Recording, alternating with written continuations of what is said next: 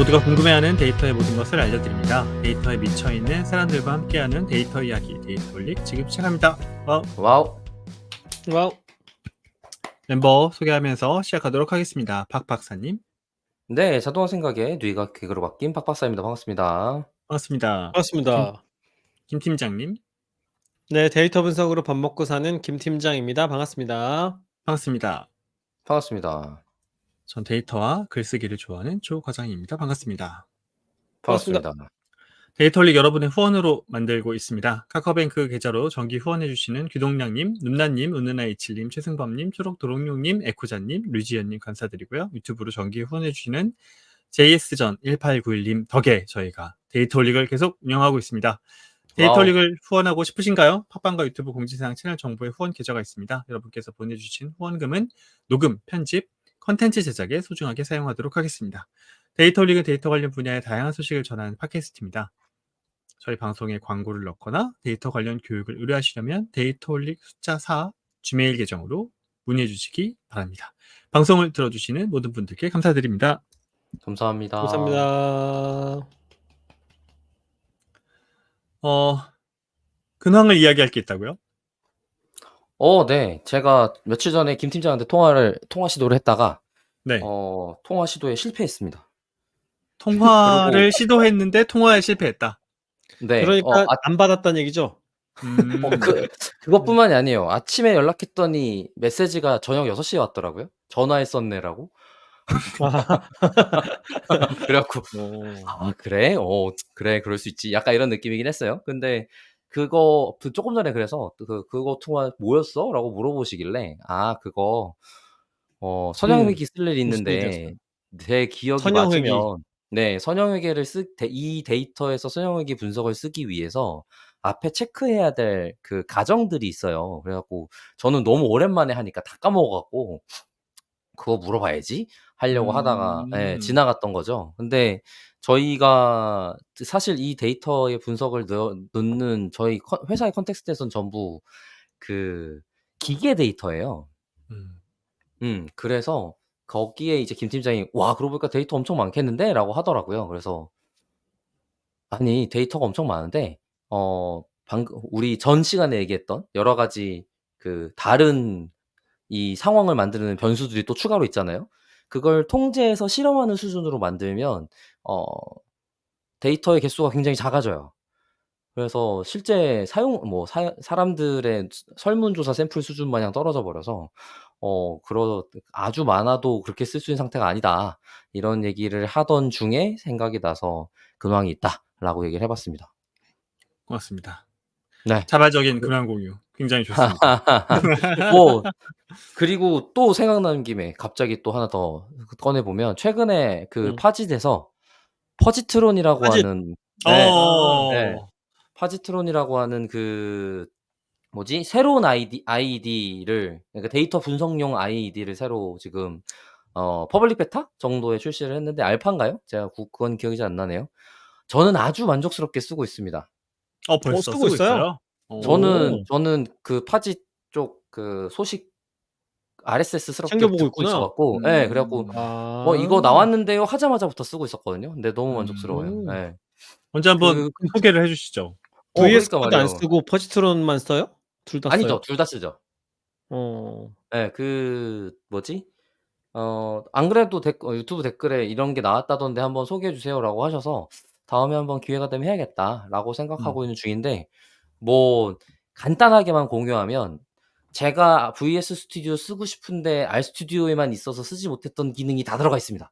오, 너무 좋은데?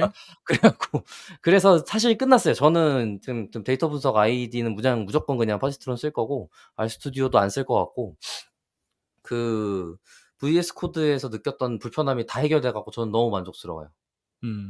네. 좋은 소식이네요. 한번 데이터 물론 그냥 R 스튜디오만 익숙했던 그냥 혹은 그러니까 VS 코드가 익숙하지 않았던 사람 입장에서는 너무 다시 학습해야 될 게 많아요. 네, 그래갖고 저는 이제 개발자 사이드로 좀 더 넘어가는 상태에서 쓰고 있다 보니까 VS 코드가 충분히 익숙해져 있는 상태에서 써서 더 좋은 거고 그래서 이 파짓이라는 회사가 지금 R은 자기의 원료라서 들고는 있지만 파이썬 지원하려고 지금 온갖 짓 하고 있구나처럼 보이긴 합니다. 야, 그걸 얘기하면 어떡해. 근데 이제 그것 때문에 다 아는 커야지 뭐. 사실이지만. 뭐 네. 그런 거랑 비슷해요. 요즘 데이터베이스 회사가 전부 AI DB라고도 얘기하는 거랑 똑같은 것 같아요. 음. 그거 어쨌든 아니면 이제 기업 음. 가치를 만들 수가 없으니까 사람들한테 셀링을 하는 거죠. 새로운 아이디의 등장에 이제 데이터 분석이 또 들썩들썩 업계가 하고 있는 것 같은데 조만간 다뤄보도록 하겠습니다. 좋습니다. 네. 좋아요. 오늘은 제가 이제 콘텐츠를 준비했는데 좀 지난화 저희 에피소드를 들으신 분들은 굉장히 저희의 오랜만에 진지한 이야기에, 그러니까 데이터 분석의 위계에 대해서 다뤘던 에피소드에서 진지한 이야기에 좀 필요도가 있을 수도 있을 것 같아서 오랜만에 조금 가벼운 이야기로 준비를 해봤습니다. 지금 항상 준비된 가벼운 콘텐츠가 이야기인가? 과연 항상 가벼운 가벼울 이야기인가? 수 있을 것인지는 좀 지나서 보시죠. 가볍지. 이거보다 가벼울 우리가 가볍게 그냥 둘 것 같아? 그러니까 말이야. 부탁해. 처음부터 이렇게 물고 뜯으라고 부탁을 한다고? 아이고. 내가 매의 납작 눈으로 엎드릴게. 봐야겠다. 납작 엎드릴게. 네. 그 특별한 건 아니고요. 특별한 건 아니라고 콘텐츠를 소개하면 안 되지. 자, 제가 오늘 하려는 콘텐츠는 회사 맥락을 좀 이야기해 드려야 돼요. 제가 생성형 AI 연구, 교육, 기획 여러 가지 업무를 담당을 하고 있는데 저희의 내부에 이런 니즈가 있었어요. 뭐 당연히 리더급에서의 니즈였지만 생성형 AI 알겠다. 뭐 그게 뭔지도 알겠고 뭐 굉장히 뛰어난 효과와 생산성을 낼 수 있다는 것도 알겠다. 근데 그거는 개발자들이나 그런 기술을 원래부터 잘 쓰던 사람들만은 하는 거 아니야? 라고 이야기를 하시면서 결국 대다수의 이제 우리 회사를 다니고 있는 구성원들이 생성형 AI를 사용하려면 쉽게, 재미있게, 좀 가깝게 다가갈 수 있는 뭔가가 있어야 되는데 그런 건 좀 없나? 라는 이런 요구가 있었어요. 그래서 그런 내용을 글로 써줄 필진을 찾게 되었습니다. 그러니까 저희 회사 안에 커뮤니티가 있거든요. 응. 근데 이 커뮤니티에 연재를 막 해요, 글을. 그러니까 생성형 AI에 대한 글도 연재하고 뭐 기업의 어떤 실적 분석에 대한 연재도 하고 그런 여러 개의 연재 글들이 있어요. 실제로 네이버 같은 컬럼 데서 같은? 컬럼 같은 거 네이버 같은 데서 활동하시는 유명한 분이 연재를 하기도 하고 근데 인제 수준들이 다 그 리더분들이 보시기엔 좀 높은 거예요. 허들이 좀 높은 거야. 해 너무 보고 싶긴 어렵다. 한데 내가 써 보긴 좀 어려운 거죠.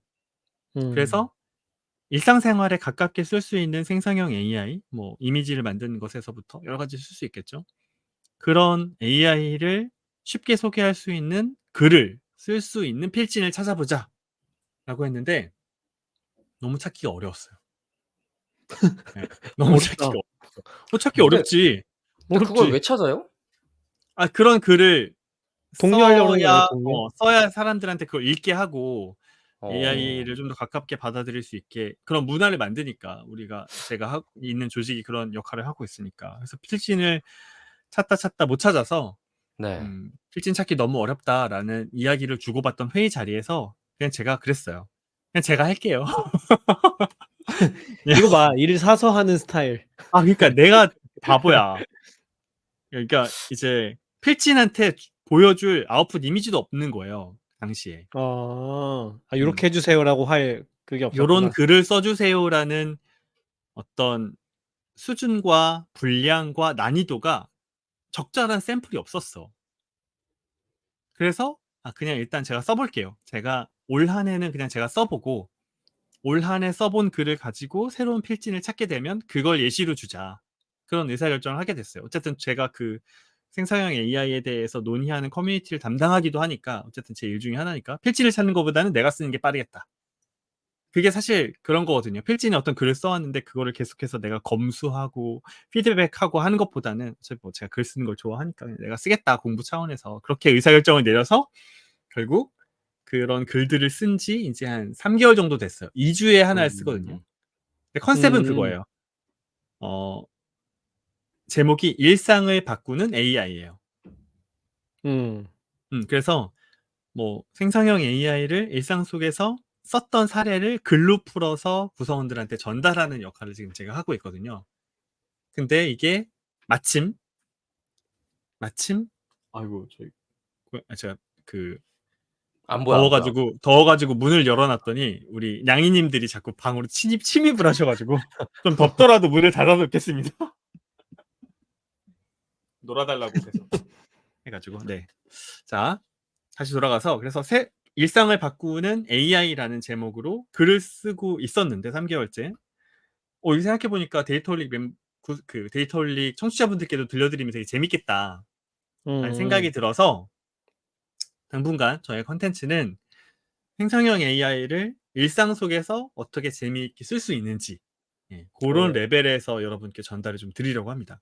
그래서 제가 이미 써 놓은 글이 있는데 그 글을 약간 각색해서 저의 브런치에 올려 놓았어요. 그래서 오늘 콘텐츠는 제 브런치의 글을 보면서 진행을 좀 해 보도록 하겠습니다. 이미 쓴 거 갖다가 돌려막기를 하시겠다. 정확해. 정확한 지적이에요. 예, 정확한 지적입니다. 원소스 멀티유즈라고 하죠. 예. 아 그쵸. 아이 제일 중요합니다. 지금 네. 우리는 사실 거의 대부분의 콘텐츠가 원소스 멀티 유즈여도 벅찬 상황이라서 예. 아 근데 그게 우리는 원소스 원유즈밖에 안 하잖아요. 싱글 유즈. 네. 여러분 저는 제가 데이터 올릭 왜 하는 것 같아요? 여기가 소스야. 그렇구나. 알고 있었어. 자, 그러면 네. 오늘 방송을 진행해 보도록 하겠습니다. 이제 뭐 관심 있으신 분들은 제 브런치에 들어와 보셔도 좋을 것 같아요. 제 브런치 계정은 CHAN 이고요. 요거 링크는 저희 유튜브 글에도 남겨 놓도록 하겠습니다.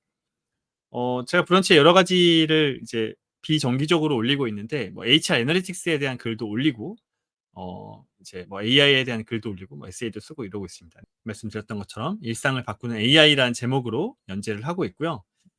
내용을 이제 설명을 드릴게요. 이제 어떤 상황에서 가지고 왔냐면 키워드는 편지예요, 편지.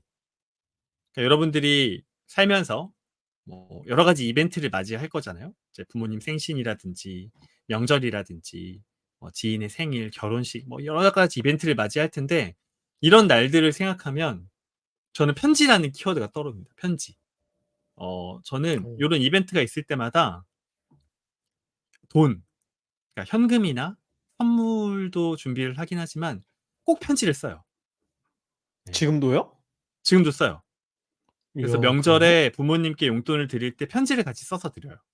손으로 일상이 손편지로. 일상적이지 않은데? 일단 끝까지 여기서 탈락. 들어보면 이런 식으로 태클을 건다. 야, 전혀 그게 예측하지 일상이야? 못했어. 네. 자, 하여튼 이놈들 근데 두고 봐. 지금도 손편지를 쓴다는 거예요, 그럼 진짜로? 네, 손편지를 계속 써요. 그래서 이야, 신기하다. 받으시는 부모님이 그걸 계속 모으고 계세요. 이야. 근데 이거를 한 번 정도 안 써 드렸던 적이 있더니 섭섭해 하시더라고. 그래서 그래서 처음부터 이제 안 합니다, 보통. 그러니까 조 과장이 잘못한 거지. 그렇지, 내가 잘못이야. 처음부터 잘못한 거야. 그러니까 보통 1년의 시작이 명절을 부모님을 생각하면 설, 추석, 생신, 어버이날 요 정도 있거든요. 그러니까 또 이제 어머님, 아버님 뭐 이런 식으로 여러분이 계시니까 이제 편지를 쓸 일이 꽤 많겠죠. 근데 저는 글 그거 다 쓰는 한다고? 걸 이야, 글 쓰는 걸 다 다르게 쓰죠, 다르게. 근데 글 쓰는 걸 좋아하니까 그걸 즐겼어요. 즐기고 받는 분들도 좋아하시니까. 근데 이게 계속 하다 보니까 소재가 고갈되는 거야. 보통은 현재 처하신 상황에 대한 내용으로 편지를 쓰거든요. 뭐 "요즘에 건강 잘 챙기세요."라든지 뭐 좋은 일이 있었으면 좋은 일에 대한 축하라든지 뭐 이런 이야기를 쓰는데 소재가 고갈되니까 고심하는 시간이 점점 길어지는 거예요. 그치. 창작의 근데 고통을 느끼는 거네. 그치. 근데 마침 클로드 3가 언어 능력이 굉장히 탁월하잖아요. 그래서 '얘한테 편지를 좀 쓰게 해서 그걸 가지고 내가 활용해 보자.'라는 생각을 하게 됐습니다. 그래서 여러분도 여러분 중에서도 만약에 저처럼 편지를 좀 쓰는 분인데 소재 고갈에 대해서 고민을 하고 계시거나 아니면 지금까지 편지를 쓰지 않았어. 근데 편지 쓰기에 도전해보고 싶다. 그러면 클로즈3랑 같이 해보면 좋을 것 같습니다. 왜냐하면 편지라는 게 굉장히 뭐랄까요? 사람의 마음을 잘 울릴 수 있는 수단이에요. 아, 그래요?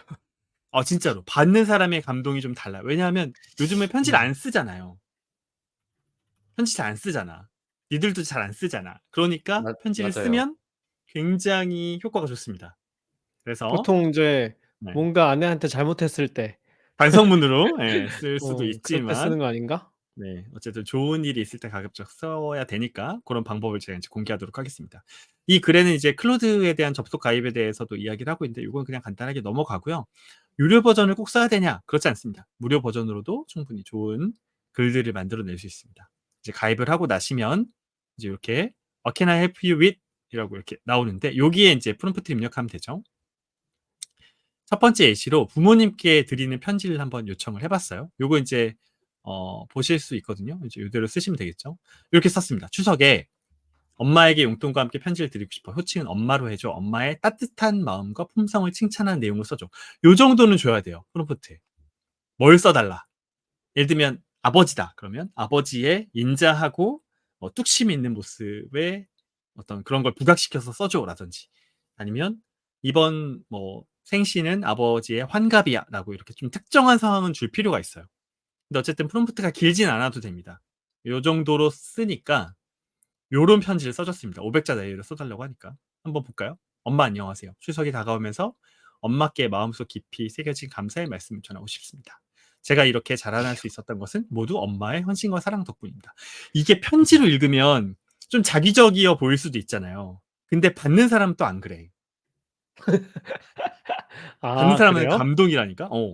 근데 어. 이제 예를 들면 이런 걸 내가 주지 않은데도 써준단 말이야. 어렸을 때부터 엄마의 따뜻한 품에서 자랐기 때문에 세상을 두려워하지 않고 당당히 살아갈 수 있었습니다. 야, 이런 걸 써주더라고. 이야. 음, 감동적인데? 문장이. 그치. 근데 어. 내가 생각하기엔 조금 어색했어. 안 할 말 같긴 해. 그치. 그리고 좀 어. 너무 딱딱했어.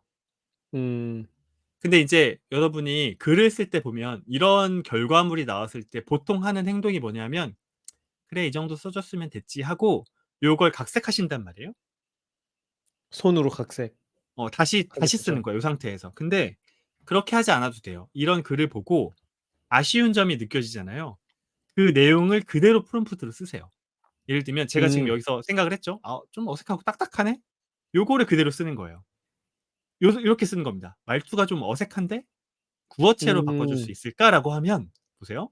"엄마 음. 안녕하세요. 추석이 되니까 엄마한테 꼭 말씀드리고 싶은 게 있어요. 제가 여기까지 올 수 있었던 건 전부 엄마 덕분이에요." 이거 괜찮지. 음. 입니다가 요로 에요로 바뀌었네요. 그렇죠. 음. 그래서 "이렇게 많은 걸 가르쳐 주신 엄마께 정말 감사드려요. 엄마의 사랑과 정성이 있었기에 제가 여기까지 왔어요. 앞으로도 엄마처럼 살아가고 싶어요. 사랑합니다, 엄마." 요렇게 글을 써 주게 됩니다. 와. 이걸 만약에 아무것도 없는 상태에서 쓴다? 그러면 굉장히 고민을 많이 하게 될 겁니다, 여러분이. 썼다 지웠다, 썼다 지웠다 하게 음. 되겠죠. 그리고 어 이걸 쓸 때 쪼끔 더 이제 좋은 방법을 말씀을 드리면 요런 내용의 편지를 계속 쓰게 되잖아요. 그럼 그거를 꼭 텍스트로 남겨 놓으세요, 여러분이. 그러니까 디지털로 남겨 놓으세요. 혹은 기존에 썼던 편지가 있다면 그걸 클로드한테 주고 "나는 평소에 이런 내용의 편지를 써 왔고 이런 톤으로 편지를 써 왔어."라고 데이터를 주고 "이번에 추석에 편지를 또 써 드려야 하는데 네가 좀 써 줘." 요런 식으로 하면 돼요. 음. 음. 그게 쉽게 어렵게 이야기하면 그게 페르소나를 주거나 데이터를 학습시키거나 프롬프팅 엔지니어링을 한다 이런 식으로 표현할 수 있겠지만 생성형 AI가 좀 멀게 느껴진다. '아 이게 도대체 뭐지?'라고 좀 어렵게 느껴진다라는 분들한테는 그냥 프롬프트라는 단어까지 굳이 쓰지 않아도 내가 바로 느꼈던 그 내용을 이 AI한테 명령을 해서 '내가 원하는 답변을 받는다.' 이렇게 쉽게 생각해도 전혀 문제가 없습니다. 그래서 이런 편지를 써 줬습니다. 그래서 제가 느꼈을 때 요 정도면 거의 고쳐 쓰지 않고 그대로 써도 괜찮겠다. 라는 생각이 들었습니다. 또 하나 팁을 드리면 예를 들면 뭐 여러분의 배우자나 뭐 연인한테 편지를 쓸 때 이렇게 쓸 수도 있어요. 배우자한테 연인한테 시를 써 줘. 이렇게 쓸 수도 음. 있습니다. 음. 음. 뭐 다가오는 결혼기념일에 배우자에게 시와 함께 사랑한다는 표현을 써서 편지를 쓰고 싶어라고 할 수도 있고 아니면 여러분이 굉장히 좋아하고 즐겨 읽었던 소설의 한 단락이나 대목이나 아니면 좋은 시가 있다면 그 시를 주고 이 시의 내용을 바탕으로 편지를 써줘라고 하면 그것도 굉장히 잘 써줍니다. 이렇게 활용을 하시면 돼요. 그렇게 시도를 할 생각을 한다는 게 신기한데? 그래서 내가 컨텐츠를 되게 준비한 신기하다. 거잖아. 아니 조 과장은 평소에 그렇게 아내분한테 편지를 쓸 때 시를 넣거나 뭐 이런 그런 행위를 해 아, 왔었어요? 요거는 제 지인분이 했던 거예요. 제 지인분이 그 그 아이디어를 얻은 거군요. 정호승 시인이라고 있거든요. 근데 음. 그분이 사랑에 대한 이야기를 굉장히 시를 많이 쓰세요. 음. 그래서 시집을 하나 책상에 꽂아 놓고 기념일이 있을 때마다 그 시를 따 가지고 그 시를 써 드린대요. 그런 다음에 인제 하고 싶은 어. 말을 쓰신대요. 그런 다음에 한 번 썼던 시는 체크를 해 놓는 거죠, 인제 이렇게. 그러면 받는 사람도 그 자기가 받았던 시들을 모으는 거예요. 이런 식으로 일상생활에 활용할 수 있는 그런 편지에서 활용할 수 있는 걸 여러분께 소개해 드리고 있습니다. 근데 인제 다른 류의 편지도 우리가 많이 쓰죠. 예를 들면 우리가 뭐 요즘에는 부장님이라는 호칭이 없지만 정년 퇴임하는 회사의 직원분이 있을 수 있잖아요.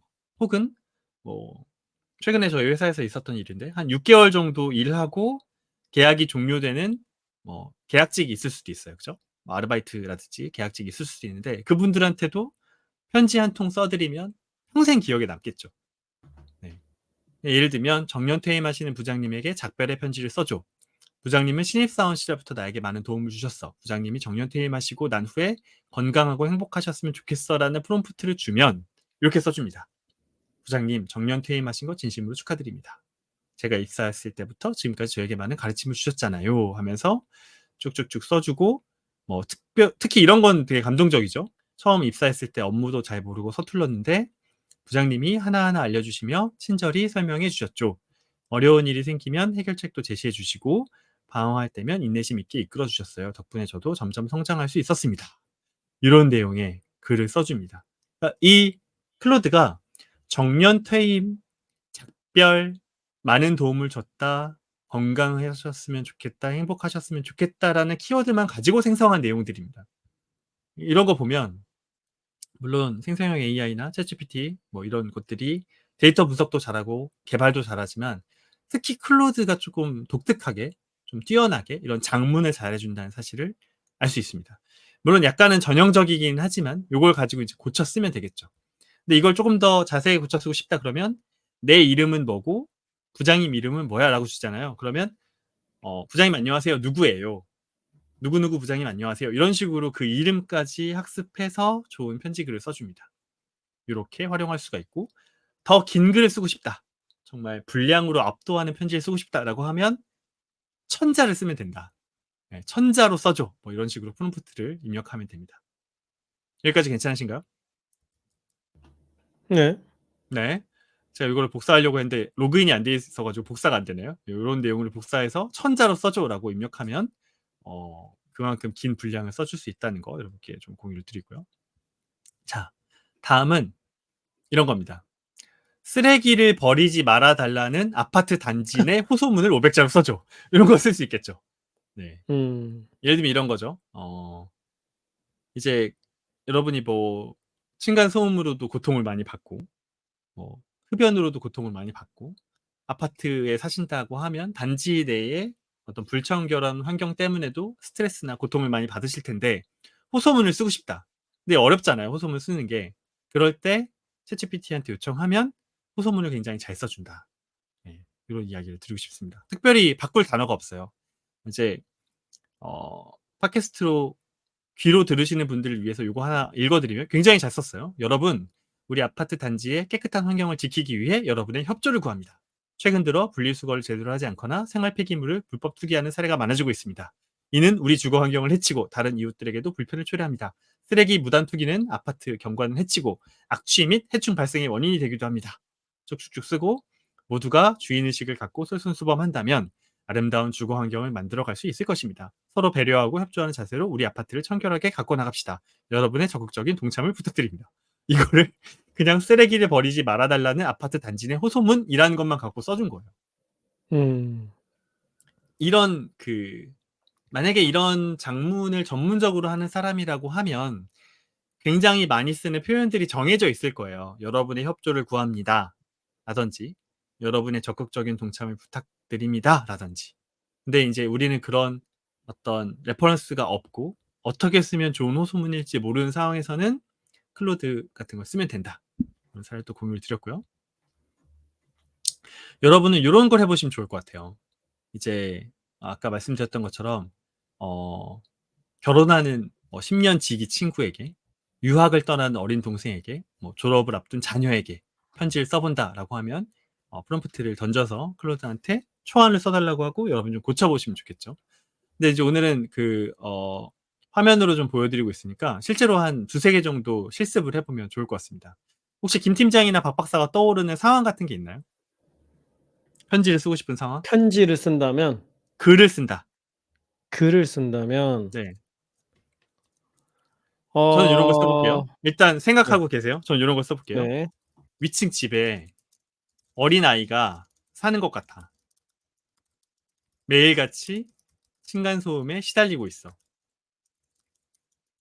조용히 해달라는 호소문을 쓰고 싶은데 관계가 나빠지는 것은 원하지 않아. 뭐 이런 요청이 있을 수 있잖아요. 그죠? 그래서 뭐라고 쓰면 좋을까요? 거친 표현은 하지 않으면서 적절하게 주의를 줄 수 있는, 그리고 감동을 줄 수 있는 호소문을 써줘. 나는 정말 요즘 매일 잠자기가 너무 어려워. 이렇게 한번 써볼게요. 어떻게 써줄까? 실제로 우리의 생각이잖아요. 그죠? 뭐 이런 내용들을. 자, 이제 클로드가 어떻게 써주는지 보겠습니다. 귀하의 상황을 잘 이해했습니다. 이웃 간의 좋은 관계를 유지하면서도 문제를 해결하고자 하는 귀하의 바람을 반영하여 호소문을 작성해 드리겠습니다. 자, 이렇게 써주고 있습니다. 자, 볼게요. 친해야 하는 윗집 이웃 여러분께 먼저 이렇게 편지를 쓰게 되어 죄송한 마음입니다. 저는 귀하의 아랫집에 사는 이웃입니다. 우리가 같은 건물에서 살아가는 공동체의 일원으로서 서로 이해하고 배려하는 마음으로 이 글을 씁니다. 최근 들어 저는 밤에 잠을 이루기가 매우 어려워졌습니다. 아이의 활발한 활동 소리가 늦은 시간까지 들려오고 있어 일상생활에 큰 영향을 받고 있습니다. 아이들의 에너지 넘치는 모습은 아름답고 귀중하지만 동시에 적절한 시간과 장소가 필요하다고 생각합니다. 부모님께서 이야. 아이를 키우시는데 많은 어려움이 있으리라 생각합니다. 그 노고와 사랑을 깊이 이해하고 존중합니다. 다만 우리 모두가 평화롭게 공존할 수 있는 방법을 찾아보면 어떨까요? 제안드리고 싶은 점은 다음과 같습니다. 1. 이야.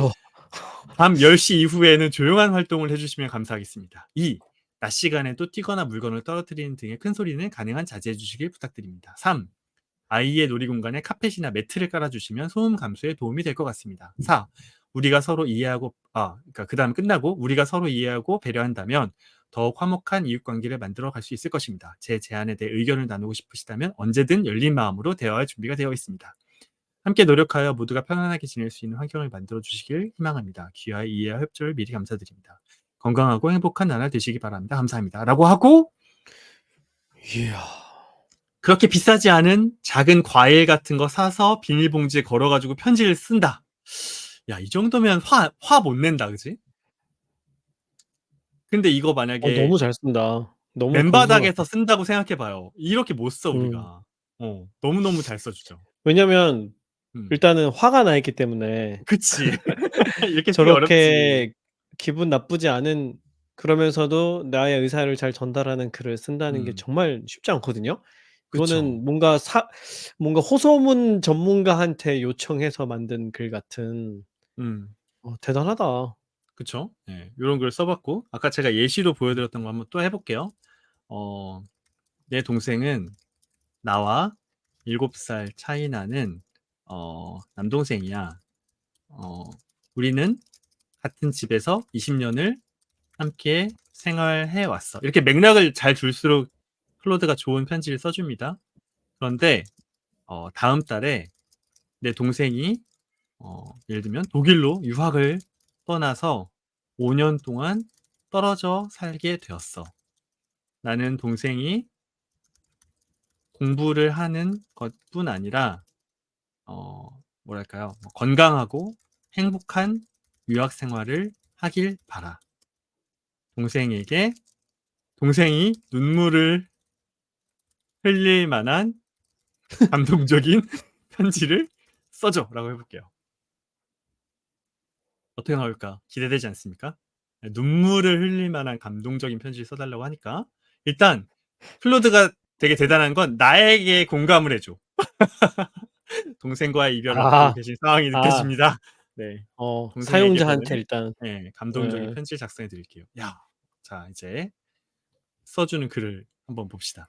사랑하는 내 동생에게 네가 독일로 유학을 떠난다는 소식을 들었을 때 내 마음속에 자부심과 아쉬움이 동시에 차올랐어. 우리가 함께 보낸 20년의 시간이 주마등처럼 스쳐 지나가더라. 기억나니? 뭐야 이거 내가 주지도 않은 내용을 막 써줘요. 기억나니? 네가 태어났을 때 내가 얼마나 신기해하며 널 바라보았는지. 그때는 7살 차이가 큰 벽처럼 느껴졌지만 시간이 지날수록 우리는 그 벽을 허물고 더 가까워졌지. 네가 걸음마를 배우고 첫 운동회에서 달리고 중학교 입학식에서 떨리는 마음으로 교복을 입던 모습들이 아직도 선명해. 우리는 함께 웃고 울고 때로는 다투기도 했지. 하지만 그 순간 모든 순간들이 우리를 더 단단하게 만들어주었다고 생각해. 네가 힘들 때 내 어깨에 기대어 울던 밤, 내가 실수했을 때 아무 말 없이 옆에 있어주던 내 모습. 점점점 이 말줄임표까지 써줍니다. 그 모든 기억이 내겐 보물 같아. 그래서 뭐 조금 써주고 걱정도 돼. 낯선 땅에서 네가 힘들어 할까봐, 아플까봐, 외로워할까봐. 이런 표현 진짜 사람이 쓴 것 같지 대꾸를 않으세요? 대꾸를 맞추네. 그러니까 음. 네가 힘들어할까 봐, 아플까 봐, 외로워할까 봐. 하지만 난 네가 얼마나 강하고 현명한 사람인지 잘 알아. 그리고 뭐 스트레스 받을 땐 깊게 숨 쉬는 것 잊지 마. 아, 이런 것도 뭐 장난 아니죠. 네가 떠나면 많이 그리울 거야. 네가 보고 싶을 때마다 난 하늘을 볼 거야. 사랑한다, 내 동생아. 항상 네 편이야. 언제나 널 응원하는 누나가. 뭐 성별이 잘못되긴 했네요. 뭐 그럼 이렇게 바꿔주면 되죠. 나는 형인데 점점점 이렇게 하면 이제 클로드가 또 알아듣고 형의 관점에서 음. 써주겠죠. 그럼 이제 근데 "이 톤이 좀 새끼야." 바... 이렇게 아, 시작해서 만들어주면 재밌겠네. 봐봐, 기억나냐? 기억나냐? 오. 그래. 형이잖아. 근데 내용이 바뀌었어. 우리 함께 뛰어놀고 그러네. 다투고 화해하며 자랐지. 어. 모험을 떠나려고 해. 건강하게 뭔가 지내라. 예. 밥 거르지 말고 맥주 한잔 하는 것도 좋지만 과하지 않게 조심해. 뭐 뭔가 난 네가 보고 형 싶을 같네. 때마다 하늘을 볼 거라는 똑같지만 어쨌든 어. 자랑스러운 내 동생아, 항상 네 곁에 있다는 걸 잊지 마. 언제나 널 응원하는 형이. 감동적이지 않습니까? 저는 감동적이네. 굉장히 예. 감동적인데요. 네. 야. 혹시 두 분은 떠오르는 상황이 있나요? 그것도 같이 한번 한두 개 이거 정도 한번 해 같이 봅시다. 써보도록 하죠. 네. 이렇게 써 주세요. 네. 데이터 분석 결과를 기반으로 뭘 하려고? 네. 그거 채청이 하면 좋을 것 보고서를 같아요. 작성해서 네. 상부에 보고했다. 네. 됐다. 그런데 그런데 자기 경험과 다르다며 납득하지 않는다. 네. 상사를 설득하는 편지를 써 줘. 네. 아까 지금 김팀 박 박사가 이야기한 것처럼 이거 새로 만들어서 하면 조금 더 잘하겠죠? 차트 유챗을 해서 앞에 맥락을 얘가 계속 네. 기억해서 영향을 미칠 수 있으니까 예 네. 새로 하면 더 뭐 좋겠네요. 이건 나는 데이터 분석가야라고 쓰면 되겠네요. 우선 지금 이미 이 음. 뭐지? 프롬프트 자체가 둘의 느낌이 너무 다르지 않습니까? 음. 완전 자, 달라. 되겠습니다. 이렇게 이야기를 했더니 상사님께 데이터 분석 결과에 대한 설득력 있는 편지를 작성해 드리겠습니다. 존경하는 상사 성함 들어가고 님께 안녕하세요. 최근 제출한 데이터 분석 보고서에 대한 추가적인 설명을 드리고자 이 편지를 씁니다. 야, 결과물도 좀 딱딱하다, 편지가. 그죠? 이 이 근데 맥락이 말투를 다르잖아. 회사에서 그렇긴 상사한테 하네. 보내는 거니까. 그치. 예. 그런 것도 있다. 먼저 음음음. 귀하께서 보고서의 결과에 대해 의문을 제기하신 점에 대해 깊이 감사드립니다. 이는 우리 팀의 분석을 더욱 견고하게 만들 중요한 과정이라고 생각합니다. 이야. 네. 밑밥을 잘 깔아. 이런 거 얘기 안 했는데 써 주네요. 저희가 아 수행한 요약 데이터 정리를. 분석은 과학적인 방법을 통해 이루어졌습니다. 1, 2, 3, 4 이렇게 써 주고 이러한 과정을 통해 도출된 결과는 개인의 경험이나 직관과는 다를 수 있습니다. 그러나 이는 오히려 우리가 미처 인지하지 못했던 중요한 인사이트를 제공할 수 있는 기회라고 생각합니다. 오. 시간을 내어 이 문제에 대해 고민해 주셔서 감사합니다. 추가 논의나 질문 있으시면 언제든 연락 주시기 바랍니다. 이거 약간 이메일로 보내면 음. 되게 정중하면서도 적합한 어떤 그러네요. 클레임이라고 음. 볼 수 있겠네요. 핵심 메시지는 넣었고 근데 음음음. 완곡하게 표현을 했고 그쵸. 제가 메일을 직접 쓰는 것보다는 100배 낫겠네요. 음. 그렇죠. 뭐 예를 들면 이렇게 맥락을 줄 수도 있겠죠. 상사분이 최근에 승진한 신임 임원이야. 본인도 오. 성과에 대한 압박을 많이 받고 있을 거야. 이야 이거는 조과장만 할 수 있는 어. 프롬프트다. 무례하지 않게 그분에 대해 공감하는 내용도 추가해 줘. 이런 맥락들을 알아야 이제 회사 생활의 고단수라고 할 수 있겠죠. 이야. 자. 그 우선 잘못됐습니다. 그런 거 알아듣는 왜, 그거를 왜? 왜? 센싱하고 있는 데이터 분석가나 개발자는 없어요. 어쨌든 지금 그렇다면 분석가가 아니다. 예. 그거는 클로드는 이런 분석가가 편지를 아닙니다. 써 줍니다.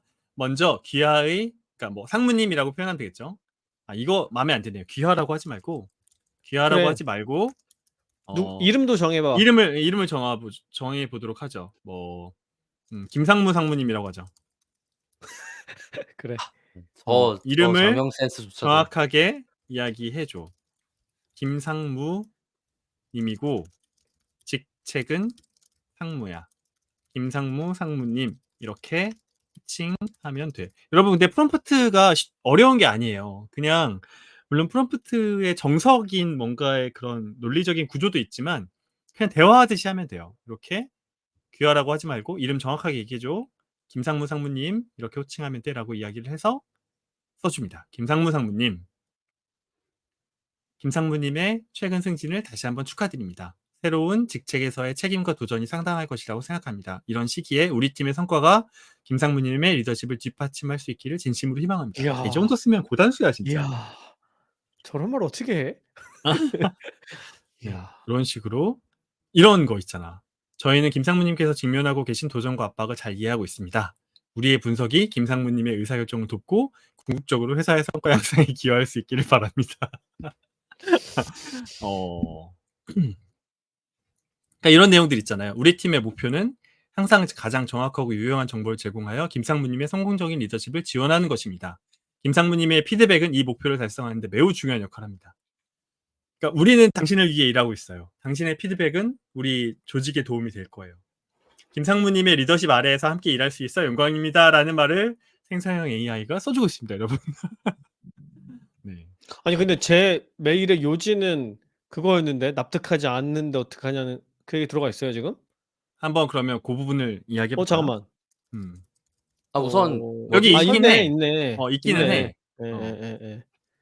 그대로 그러니까 있네요. 설득하는 포인트가 뭐 결이 좀 달라진 것 같긴 하지만 지금 김 팀장이 넘어갔으니까 넘어가겠습니다. 근데 조금 더 해보죠. 김상무님이 데이터 분석 분석 결과에 대해서 결과를 수용하도록 하는 것이 이 편지의 목적이야. 잘 설득할 결과를 수 있게. 수용할 수 있도록 하는 것이 그렇죠. 이 이 편지의 목적이야. 편지의 목적이야. 음. 강조해줘. 이렇게 해볼게요. 좋아요. 과연 어떻게 쓸까요? 뭔가 프롬프트를 2명이 쓰고 있어서 클로드가 헷갈려하는 중인 것 같습니다. 이야, 이 딸랑딸랑 장난 아닌데? 뭐라고 딸랑거립니까? 자, 읽어드리겠습니다. 아. 네. 네. 안녕하세요. 김상무님께 안녕하세요. 최근 제출한 데이터 분석 보고서에 대해 추가적인 설명을 드리고자 이 편지를 씁니다. 김상무님께서 우리의 분석 결과에 대해 강한 의문을 제기하셨다는 점을 잘 알고 있으며 이에 대해 상세히 설명드리고자 합니다. 먼저 김상무님의 풍부한 경험과 통찰력이 우리 회사의 성공에 크게 기여해 왔음을 인정합니다. 동시에 저희 데이터 분석팀이 제시한 결과가 김상무님과 직관과 다르다는 점을 이해하고 있습니다. 그러나 이런 차이야말로 우리가 새로운 인사이트를 얻을 수 있는 중요한 기회라고 생각합니다. 저는 이 부분이 명문이라고 생각합니다. 어. 이 부분. 이런 게 그러네. 진짜 명문이에요. 네. 그러니까 차이를 우리가 받아들이는 게 좋다는 것을 그죠? 우리한테 좋은 어. 거라는 것을 음. 잘 표현하고 있네요. 우리의 반박만 하는 게 데이터 아니라 그치. 음. 네가 잘못됐다가 아니라 이런 차이가 발생할 때 그러네. 우리에겐 새로운 이게 기회라고 잘라버리고 기회다. 있죠. 네. 의견이 다른 게 기회야. 이런 프레임 음. 전환을 지금 하고 있는 거네. 요거 좋네요. 우리의 데이터 분석 결과가 신뢰할 만하다고 확신하는 이유는 다음과 같습니다. 1. 엄격한 방법론 2. 대규모 음. 데이터셋 3. 교차 검증 4. 예측 정확도 요런 내용을 되게 구체적으로 설명을 하고 있고 이런 식으로. 이렇게 약간의 경고도 하고 있어요. 이 결과를 무시하면 중요한 기회를 놓칠 수 있으며 경쟁사에 뒤처질 위험이 있습니다. 동시에 김상무님의 경험에서 나온 인사이트 역시 매우 중요합니다. 그래서 이를 위해 다음과 같이 제안드립니다. 상세 브리핑 세션, 분석 결과와 과정에 대해 더 자세히 설명드릴 시간을 가지고 싶습니다. 야, 고단수다. 추가 데이터 수집. 김상무님께서 중요하다고 생각하신 추가적인 데이터 포인트가 있다면 이를 포함한 추가 분석을 진행할 수 있습니다. 단계적 적용, 데이터 기반 전략을 점진적으로 도입하여 그 효과를 지속적으로 모니터링하는 방안을 제안드립니다. 야, 이거 어떻습니까, 김 팀장? 야. 일단은 이 메일을 보는 사람의 입장에서 생각을 하면 네. '야 얘는 포기할 마음이 없구나.' 이런 생각을 할 것 같고 네. '얘는 끝까지 날 설득하겠는데.' 하면서 뭔가 좀 음. 자세가 바뀔 것 같아요, 이 사람을 대하는 자세가. 일단 네. 저라면 절대 이런 식으로 메일을 쓰지 않는데 네. 음 근데 저는 놀랍네요. 이런 식의 메일을 굉장히 자주 쓰는 사람이거든요. 누군가를 설득해야 되고 어. 갈등을 해결해야 되고. 근데 굉장히 음. 수준 높은 메일이에요. 그러네요. 정말로. 네, 정말 그 굉장히 저는 수준 높은 상상도 메일이에요. 못하는 방식의 표현들이 너무 많은데. 음. 음. 여기서 하나만 더 응용을 한번 해 볼게요. 이제 오늘 원래 편지 쓰기가 목표였는데 이제 생성형 AI를 어쨌든 저희가 네. 실시간으로 여러분께 보여드리고 있으니까 이런 식의 응용도 가능합니다. 이 편지를 받고 난 후 나와 김상무님과 어떤 대화가 진행될지 내가 시나리오를 써? 내가 상상하고 롤플레이를 해서 나에게 대화를 보여줘. 이러면 내가 음. 롤플레이를 혼자 합니다. 예상 대화. 음. 자, 그러면 네, 알겠습니다. 편지를 보낸 후 김상무님과 가상 대화를 롤플레이 형식으로 보여드리겠습니다. 이 대화는 김상무님의 초기 반응과 당신의 대응 그리고 잠재적인 결과를 상상해 본 것입니다. 라고 해서 이렇게 나오는데 아니죠. 괄호 안에다가 고개를 끄덕이며 이런 어, 지문까지 넣어 주네요. 요거를 보면 어떤 대화가 오갈지를 미리 예상하고 준비할 수 있겠죠. 그죠? 요거 잠깐 또 읽어 드릴게요. 짧게 요약해서. 아 이렇게까지 해야 김상무님 돼요 근데? 사회생활? 김상무님의 야, 회사 생활은 이렇게 하는 거야. 이렇게 하는 거야? 이야. 김상무님이 이러죠. "들어오세요. 편지 잘 읽었습니다. 설명해 주신 내용은 이해했는데 아직도 몇 가지 의문이 있네요." 그러면 이제 여러분이 이렇게 대답을 하는 거죠. "김상무님, 시간 내 주셔서 감사합니다." 이게 중요해. 일단 감사를 해야지. 그다음에 "의문점에 대해 말씀해 주시겠습니까?" 라고 하니까 김상무님이 약간 불편한 듯 "솔직히 말씀드리면 이 데이터가 우리 현장의 실제 상황을 제대로 반영하고 있는지 의문입니다. 제가 음. 20년간 이 업계에서 보고 경험한 것과는 너무 다른 결과예요." 이렇게 이야기를 하죠. 이야. 1점 정보를 갖고 얘기하고 있군요. 그렇죠. 그랬더니 "우려 잘 야 알겠습니다. 1점. 이게 공감이 되게 중요하거든요, 갈등 상황에서. 당황스러울 수 있습니다. 그래서 그러네. 음. 그래서 이 일단 다 사람이 공감하고 나서 시작하네요. 그리고 이게 되게 백미예요. 제안 드리고 싶은 건 우선 소규모 파일럿 프로젝트를 통해서 이 데이터 기반 접근법을 테스트해 보는 겁니다. 그러니까 어. "누가 맞을지 몰라요. 근데 테스트는 해볼 수 있잖아요."라고 이렇게 이야기를 하는 거죠. 음. 음. 음. 어. 이거를 근데 인제 문간에 발 들여 놓기라는 기법이라고 합니다. 그쵸.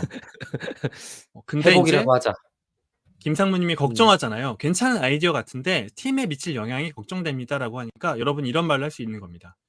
"그래서 저희가 제안 드린 건 점진적인 접근법입니다. 팀원들에게 충분한 교육과 지원을 제공하고 그들의 피드백을 지속적으로 수렴하면서 진행하고자 하는데 요게 또 백미입니다. 김상무님의 리더십과 경험이 이 과정에서 매우 중요할 것 같습니다. 이렇게 음. 당신이 굉장히 중요한 사람이에요를 강조하고 있습니다. 음. 자, 조 과장 여기다가 프롬프트 이렇게 네, 한번 써 볼래요? 네가 설득의 전문가라고 가정하고 네, 이 편지에서 내가 한 말들을 평가해 줘. 그리고 음, 더 나은 설득 방법이 있으면 표현을 수정해서 제안해 줘. 이렇게 한번 해 볼까요? 내가 한 말들을 써야겠네요. 네, 내가 한 네. 말들을 평가해줘. 말들을 평가해 줘. 어떻게 반응할까요? 본인이 쓴 편지지만 다시 한번 이게 평가를 하는 거죠. 평가, 강점. 김상무님의 경험을 인정하고 존중하는 태도, 데이터 분석의 신뢰성을 구체적으로 설명, 협력적 접근 방안 제안, 개선점, 감정적 연결 강화, 구체적 이익 명시, 사회적 증거 음. 활용, 긴급성 강조, 선택권 제공. 그래서 아 개선된 편지를 편지를 수정해 주고 있네요. 네. 음. 아 지금 대화를 편지라고 수정해 달라고 얘기했으니까. 하고 싶은 거죠? 음. 둘 중에 아까 스톱하고 편지라고 해 이 가지고 롤플레이를 그럼 편지라고 썼구나. 네네. 네. 에디트, 편지라고 에디트하면 하셨는데 돼요. 여기서 한 번 더 해 보려고요. 그러면 다시 한번 이 대화에서 이렇게 하겠습니다. 설득의 전문가라고 가정하고 이 대화에서 내가 한 말들을 평가해 줘. 이게 나오죠. 뭐 구체적인 어. 대안, 파일럿 프로젝트 제안한 건 강점이고 개선점은 여전히 감정적 연결 강화, 긴급성 강조 이런 게 있습니다. 자, 개선된 대화를 보겠습니다. 바로 직접적으로 들어갔어. 김상무님의 음. 풍부한 경험과 통찰력이 이 논의에 매우 중요하다고 생각합니다. 어떤 점이 우려되시나요? 이렇게.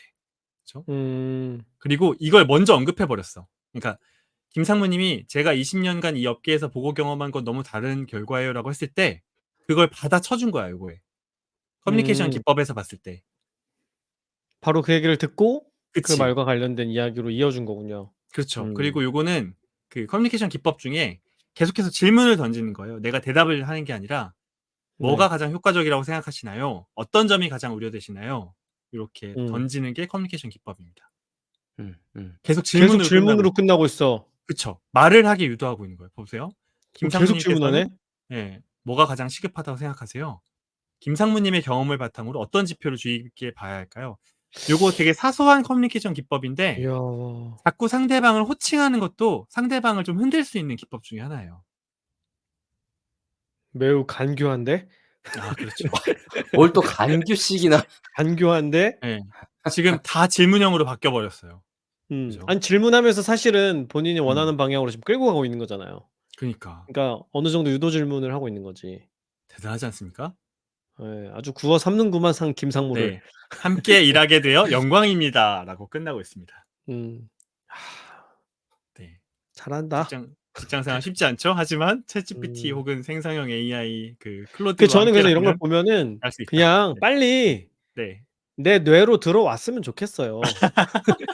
이건 매번 프롬프트 치고 할 거 없이 그냥 내 뇌에 이렇게 음. 넣어 놓으면 얼마나 좋겠어요. 음. 자 마지막으로 그러면 그 박 박사가 혹시 뭔가 편지 쓰거나 뭐 이런 상황이 있다면 하나 해 볼까요? 참 힘든 것 같아요. 저는 제 네. 상황에서 꽤 쓰고 있는 편이라서 네. '안 쓰는 상황이 뭐가 있지?'라고 지금 고민해 보고 있는 중인데 음. 뭐가 있을까요? 뭐 예를 뭐 들면 요즘에 아이한테 편지를 보낸다거나 뭐 이런 거. 아 근데 조 아니면 과장 이렇게 해 지금 보죠. 메시지 캡 3 개밖에 안 남았어. 그러면 이렇게 한번 해 3개 보죠. 안에 끝냅시다. 제가 그러면 박 박사 요즘 채용을 하고 있다고 했으니까 채용을 채용 공고. 하는 그러니까 요거 한번 써 볼게요. "나는 신규 채용을 진행하는 중이야. 굉장히 마음에 드는 인재가 나타났는데 아 아니요. 연봉 수준을" 반대로 맞춰. 했으면 좋겠어. 반대로 해 알았어. 봐. 뭘로 할까? 어 마음에 드는 인재가 거 없어. 그러니까 그 사람한테 거절 메시지를 보내야 돼. 이건 진짜 오케이 어려운 것 좋아. 같아요. 그래. 예예. 그게 더 어렵다. "나는 신규 그러니까 채용을 진행 중이야. 뭐 최종 면접까지 올라왔던 사람이 있는데 불합격하게 됐어. 이 사람의 페르소나에 대한 정보를 좀 더 상상해 봅시다. 어떤 사람이라고 상상하면 좋을까요? 와 글쎄요. 거기까지는 생각 안 하고 제 얘기한 거긴 한데. 오케이. 그럼 이렇게 합시다. 음. 불합격을 통보하는 메일을 쓰고 싶은데 음음. 정중하면서도 상대방을 존중하고 불합격 결과를 받아들일 수 있도록 써 줘라고 하고 뭐 좋은 것 같아요. 네. 채용 직무는 데이터 분석이었고 나는 회사의 CTO야.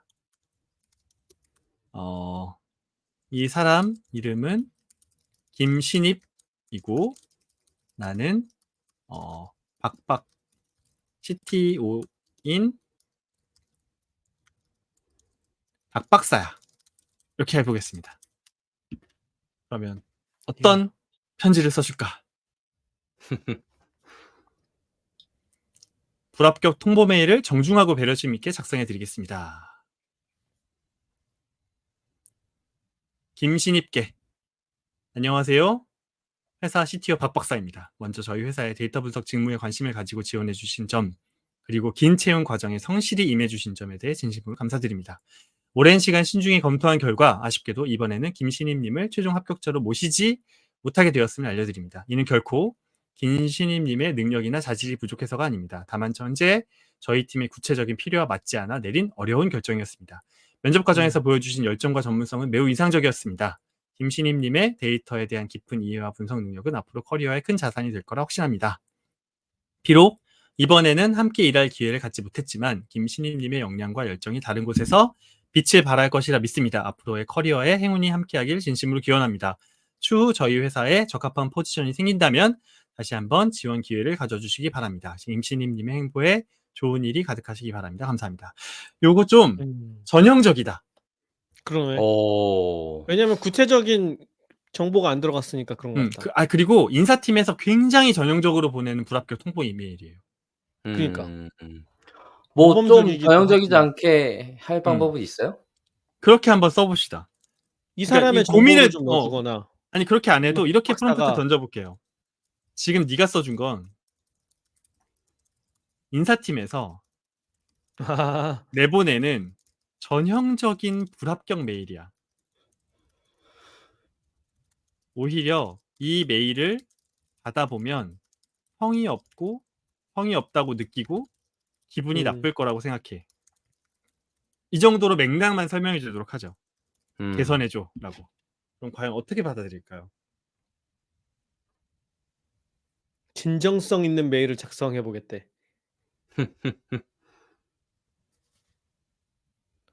그러게요. 좀 내용이 바뀌었네. 야. 이 결정이 얼마나 어려웠는지 알려드리고 싶습니다. 이런 게. 그리고 내용이 훨씬 길어졌어. 길어졌어. 그러네요.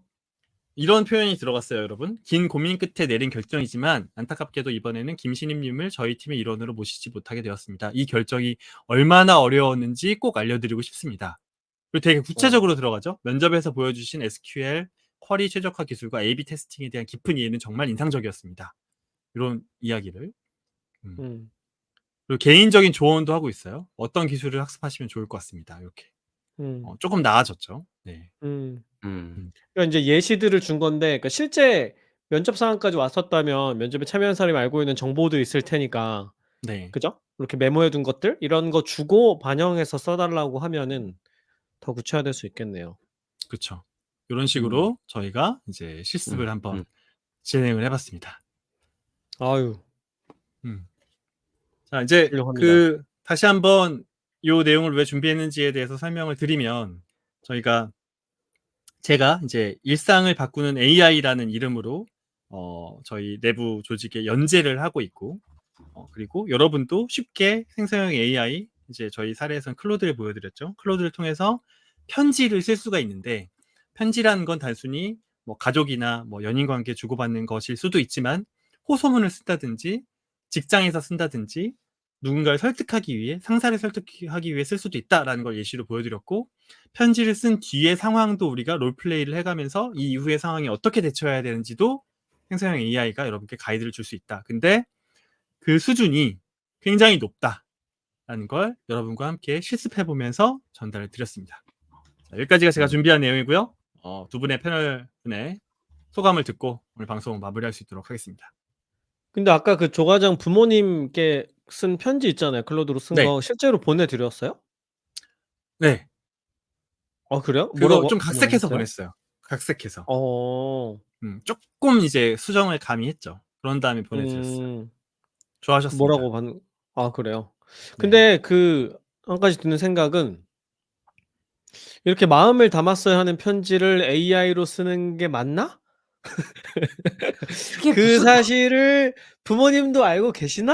이런 생각이 드는데 어떻게 생각하십니까?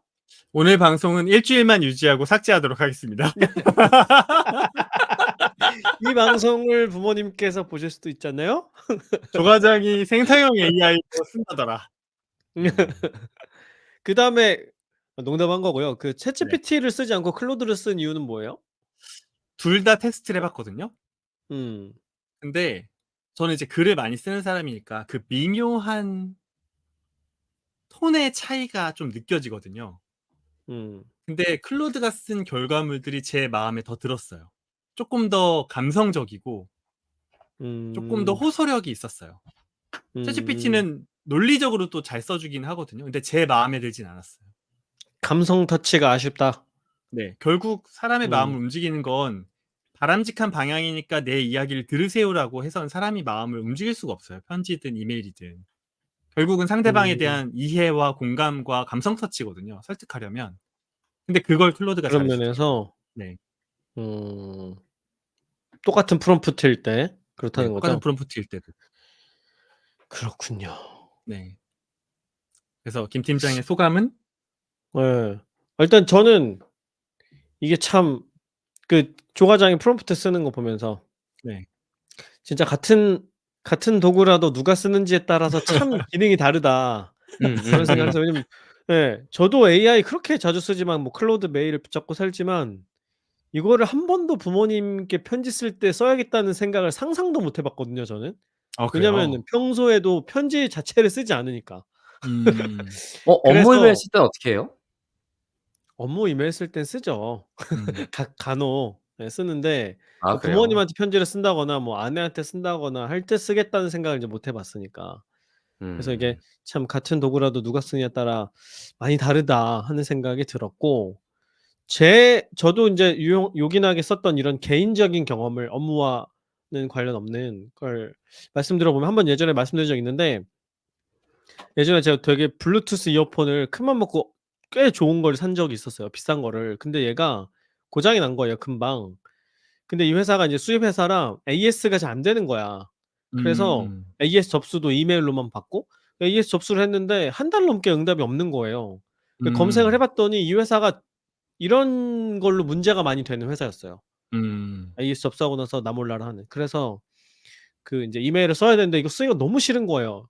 분노도 그치. 표현을 해야 되고 제가 원하는 거는 이게 환불 처리를 해 주더라고요. 수리를 음. 직접 하기보다는. 그렇잖아요, 작은 전자제품들은. 그래서 빠른 시간 안에 해결을 해서 저는 환불을 받길 원하는 것이 목적이었는데 제 목적을 달성하면서도 감정을 너무 폭발시키지 않으면서도 글을 써야 되는데 이게 너무 힘든 거야. 그 자체가 네. 스트레스죠. 그래서 이거 쓰고 있는 것 자체가 너무 음. 힘들잖아요. 그래서 그때 챗GPT를 이용해서 상황을 설명하고 음. 내가 실망했고 속상하고 '가만히 있지 않겠다.' 이런 태도에. 음. 그래서 강경하게 분노를 담아서 설득하는 메일을 써 달라고 했더니 엄청 잘 써 주는 거예요. 어. 그래서 어. 요 메일을 보냈는데 바로 그다음 날 답장을 받았습니다. 어. 그리고 바로 환불 처리. 예. 어.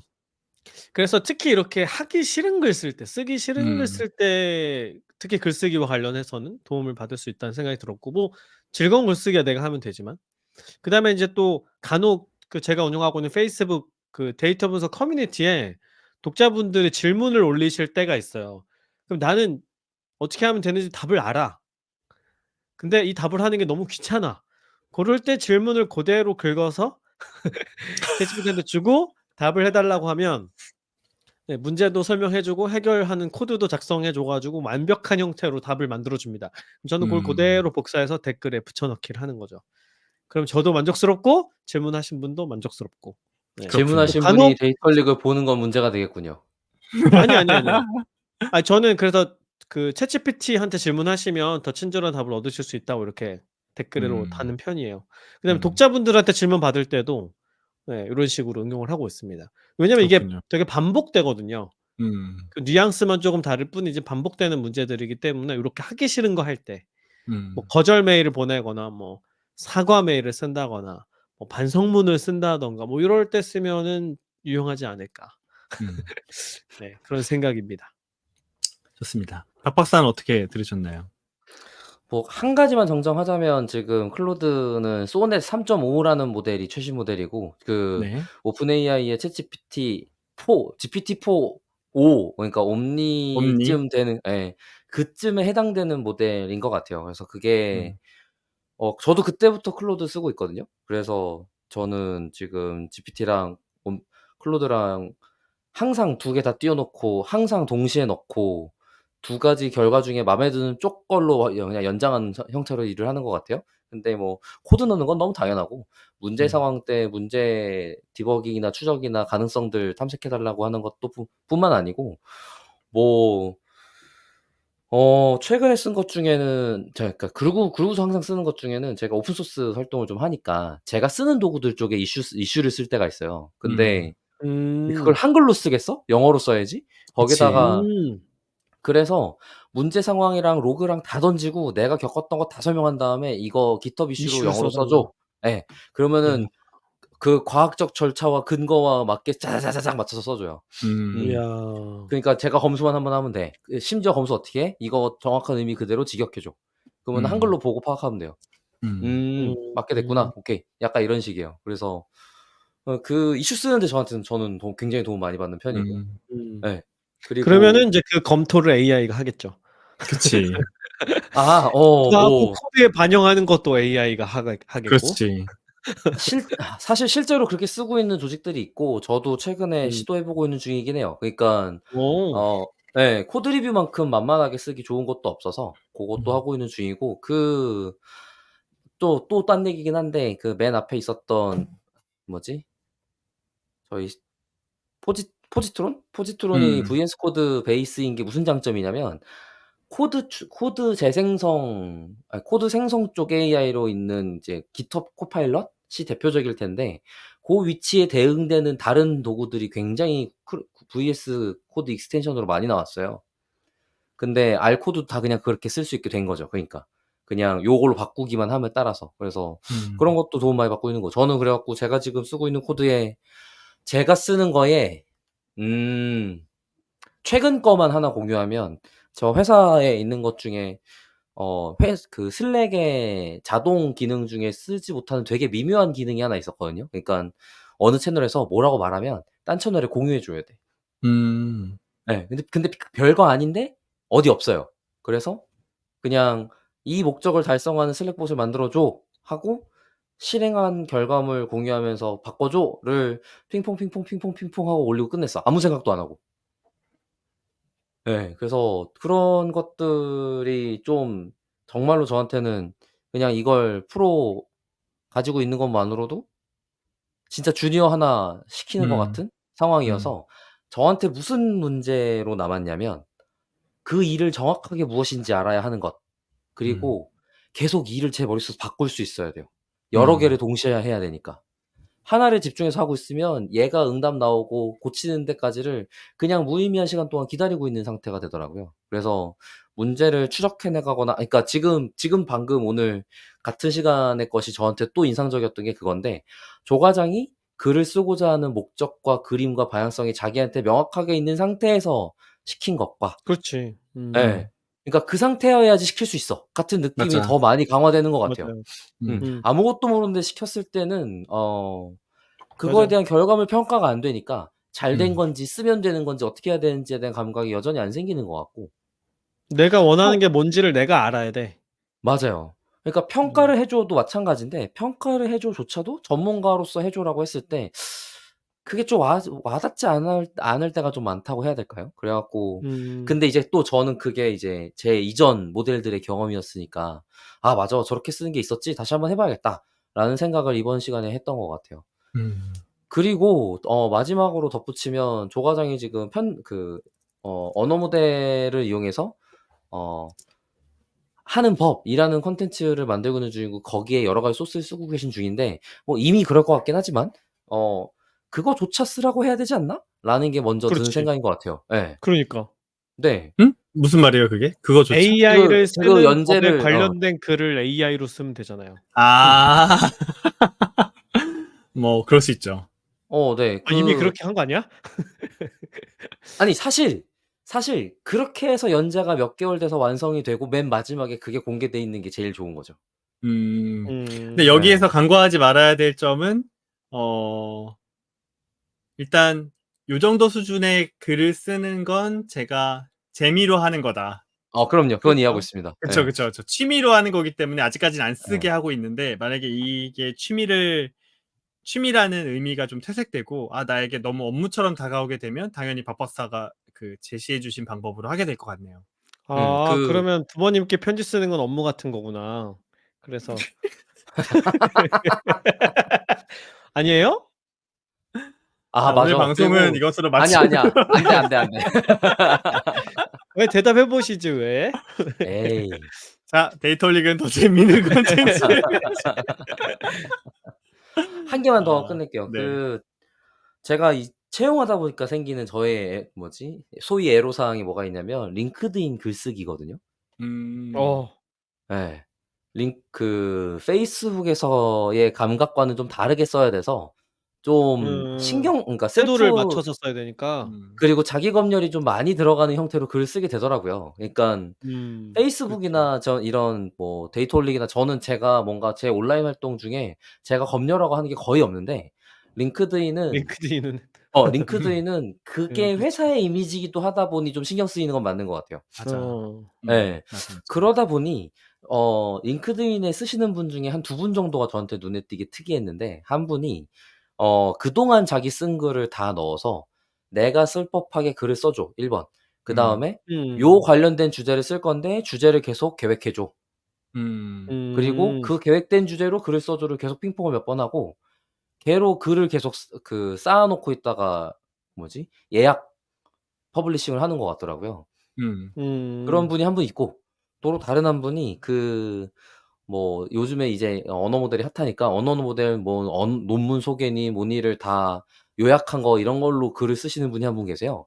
근데 이제 음. 그분은 좀 저한테는 무슨 느낌이었냐면 그렇게 나온 거 그냥 공유하는 형태로 좀 쓰셨던 것 같아.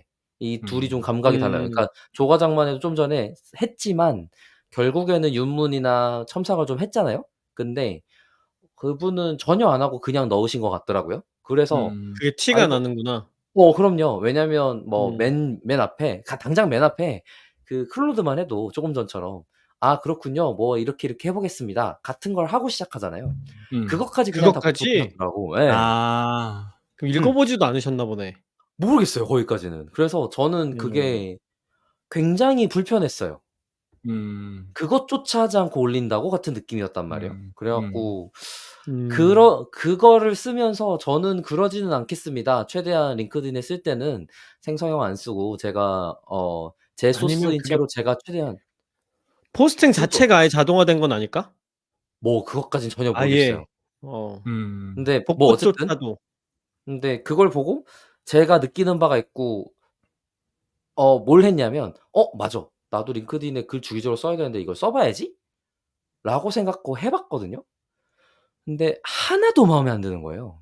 음. 그래 갖고 음. 그냥 요 내용을 썼어요.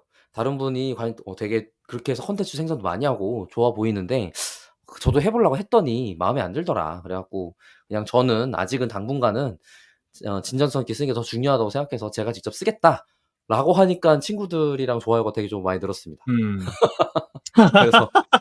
그래서 "좋았다. 음. 이거 좀 고 역시 글을 사람" 보고 사람들이 예예예. 공감해서. 맞아요. 그래 갖고 이거 어허. 좀 시간을 들이고 공을 들이는 것이라는 느낌으로 받아들여지나? 같은 생각도 좀 들고 최소한 저한테는 거기서 뭐라고 썼냐면 제가 쓴 것 같이 잘 써지는 것이 저한테 검수가 완료가 된다면 사용할 것 같아요. 음. 예. 그게 아니면 아직은 쓰기 힘들겠다. 혹은 음. 아직 그렇게 제가 잘 못 쓰고 있는 것 같으니 아직은 못 쓰겠다인 상태인 것 같아서 고거에는 고민이 많아지는 것 같습니다. 그래서 그 박 박사 글을 네. 퓨샷으로 몇 개 주고 하면은 마음에 더 들어지지 않을까요? 박 박사 말에? 사실 해본 거예요. 해 봤는데도 마음에 제가 안 들어요? 제가 쓴 글이 한두 개가 아니잖아요. 그래서 안 넣어 본 게 아닌데 생각한 거보다 저는 별로였어요. 그러니까 다른 음. 분들은 생각한 거보다 괜찮네라고 판단하신 것 같아. 그게 어떤 음. 수준의 감각인지는 좀 잘 모르겠단 말이에요. 예를 들어 제가 그냥 정말 제 개인 브랜드 때문에 했어. 그러면 되려 만족스러울 수도 있었을 것 같거든요. 근데 그리고 제가 꽤나 오랫동안 데이터 올릭에서 할 주제 잡기조차도 열심히 이걸로 써 보려고 했단 말이에요. 음. 단 한 번도 마음에 든 적이 없어요. 그래 음. 갖고 꽤 오랫동안 시도해 보는데도. 그래서 포기하고 계속 그냥 그래? 제가 직접 구하고 있거든요. 김 팀장 뭔 느끼는지 모르겠지만 김 팀장이 주제 갖고 올 때 저거 그걸로 만들었는데 싶은 것들이 꽤 있고 저는 마음에 안 들어요. 저는 주제 정할 때 AI 안 쓰는데요? 골격 잡을 때도 좀 쓰는 편이지 않아요? 안 쓰는데요? 전혀 안 쓴다고? 네. 그냥 김 제가 팀장이 마음에 안 대본을 드는 걸로 네 하겠습니다. 그냥 내가 마음에 안 드는 거야. 내가 쓴 네. 그 대본 손으로 쓴 거 보여주면 놀랄걸요? 참 모르겠어요. 그러면 로직을 어떻게 담는지 이해가 안 돼. 아무튼 그래요. 아무튼 그러면 모르겠어요. 네. 링크드인 쪽에는 아무튼. 근데 어쨌든 음. 저는 그래서 마음에 안 드는 부분들을 그냥 마음에 안 들지만 올릴 수 없다는 건 맞는 것 같아서 그냥 그렇게 하게 되는 것 같더라고요. 그래서 음. 음. 좀 '아직은 아닌데?' 같은 생각을 하는 것 같아요. 네. 만족스럽다의 범위가 내가 잘 모른다일 수도 있을 것 같아서 걱정스러운 것 같아요. 음. 음. 알겠습니다. 소감을 이야기하랬더니 자기 링크드인을 홍보했던 박 박사였고요. 여러분 좋아요 많이 해 주세요. 자기도 브런치 홍보했으면서. 나 브런치 처음에 조금밖에 얘기 안 했어. 아 아무튼 아니 알겠어요. 이런 왜 식으로 홍보하면 안 돼? 나도 데이터리서 되지, 커뮤니티 되지. 얘기했는데 왜 아니야, 안 아니야, 돼? 아니야. 아 그러네. 다 어? 얘기했네 지금. 다 홍보하자고 하는 거 아니야? 유튜브? 야 내가 소감 얘기하라고 했잖아. 나 책 제목 3권 다 얘기한다. 알았어, 알았어. 자 방송 저희가 내내 이렇게 했으면서 무슨. 예 더 저희가 이렇게 한다. 알겠어요. 데이터릭을 사적으로 유용하고 있습니다, 여러분. 자, 그러면 네. 앞으로도 제가 계속해서 연재를 할 거기 때문에 뭐 당연히 계속해서 이 콘텐츠를 할 거고요. 오늘 했던 것처럼 누구나 좀 쉽게 따라할 수 있고 재밌게 활용할 수 있는 생성형 AI 활용 방법으로 데이터릭 청취자 여러분께도 오늘 사실 글 쓴 거보다 훨씬 더 많은 내용을 다뤘잖아요. 예, 그런 식으로 제가 좀 콘텐츠 준비해서 여러분께 유용하게 예. 하고 여기서 있습니다. 다른 포인트는 일상에 음. 쓰는 거죠? 일상에. 업무 그쵸. 말고. 일상. 네, 일상. 음. 그런 그 식으로 그러니까 박 좀 박사 거를 업무 얘기만 그러려면 하고 일상에 쓴 걸 얘기하라고. 일상에 내가 아까 블루투스 이어폰 얘기했잖아. 그래. 그런 그런 거 얘기하라고 좀. 그렇지. 그거였습니다. 예. 아 다음부터는 뭐 박 저는 박사도 감각을 되찾을 거라고 보고 그게 지금 일상이 업무다인 것 같습니다 그러면. 음. 그럴 수 할 말이 있겠다. 없다. 분리가 안 돼, 너무 분리가. 힘들어 스타 지금. 너무 스타트업 힘들어요. CTO는 그렇지. 네. 그래요. 제발 이해합니다. 누가 와서 내일 좀 나눠 가줬으면 좋겠어요. 진짜 너무 힘들어요. 그래요. 네. 네. 박 박사에게 심심한 위로의 말씀을 전하면서 네. 데이터릭 오늘 방송 마치도록 청취자분들도 요런 하겠습니다. 사례 있으면 "나 일상에 음. 요렇게 써 봤는데 재미 좀 봤다." 이런 음. 거 있으면 댓글로 팁으로 알려주시면은 좋겠습니다. 네. 네. 제가 그럼 그걸 아 글로 다시 쓰겠습니다. 조 과장님 그거는 그거를 다른 사례로. 주제들을 음. 확인하려면 지금 브런치 가서 보면 되나요? 다 공개돼 아니요. 있어요? 지금은 아니면 1 화만 올라와 있고 제가 그래요? 쪼금씩 아. 각색해서 올릴 거여서 고거는 차근차근 음 올려보도록 하겠습니다. 알겠습니다. 음. 예. 그럼 그게 브런치에도 올라가고 조과장 회사에도 올라가는 거예요? 이미 회사에는 7 화까지 올라가 있고요. 그러니까 그런 것 아. 같아서. 예예. 음. 브런치에 올라가고 회사에 올라가고 데이터 올릭에서 얘기하고. 이야, 아주 그쵸. 그냥 야, 그래. 잘하네. 이런 게 이제 인생이지. 이거 묶어서 그래, 책 아주 그냥. 쓰고 후루룩. 그렇지. 그래. 그래. 잘해요. 잘하고 있어. 네. 그렇게 산문집 쓰고 요놈들 마지막에 물어뜯네. 다 간파당했어. 네. 앞으로 앞으로는 부모님께 쓰는 편지는 꼭 제가 직접 쓸 걸로 여러분께 약속을 드리면서 저희 데이터 리그 더 재미있는 컨텐츠를 가지고 조과장 나한테 메일 쓸 땐 손으로 쓰는 거죠? 키보드로 쓴다. 키보드 뭘 손으로 쓰냐. 그래. 그래 그 정도면 됐어. 방송으로 다시 인사드리겠습니다. 감사합니다. 감사합니다. 감사합니다.